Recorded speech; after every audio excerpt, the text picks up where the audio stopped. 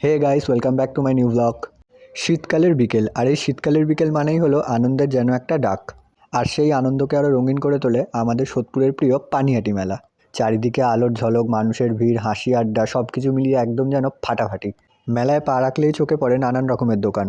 কোথাও রঙিন বেলুন, কোথাও খেলনা, কোথাও হাতে তৈরি জিনিসপত্র। শিশুদের মুখে হাসি, বড়দের মুখে যেন পুরনো দিনের স্মৃতি। সবাই যেন এই মেলাকে নিজেদের মতো করে দারুণভাবে উপভোগ করছে।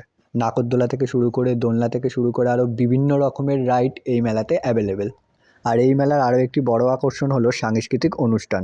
আর পানিহাটি মেলার খাবারের কথা না বললেই নয়। ফুচকা, চাট, ঘুগনি থেকে শুরু করে এখানে নানান রকমের ফাস্টফুডের দোকান অ্যাভেলেবেল। আর গাইস, আমি যেহেতু অনেক বড় হয়ে গেছি, এই জন্য আমি মেলায় শুধু ঘুরতে আর খেতে গেছিলাম।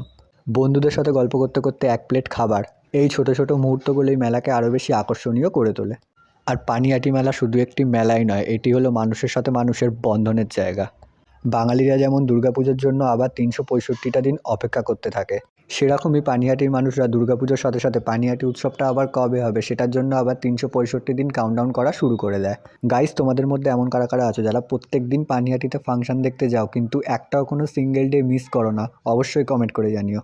আর গাইস, সত্যি কথা বলতে পানিহাটি মেলা এতটাই বড় যে প্রপারলি পুরো কভার করতেই ৪ থেকে ৫ ঘন্টা লেগে যায়। কারণ এখানে শুধুমাত্র মেলাই বসে না, মেলার সাথে সাথে থাকে পুষ্প প্রদর্শনী, পাখির মেলা, আর্ট গ্যালারিতে থাকা ফাটাফাটি হাতের কাজ।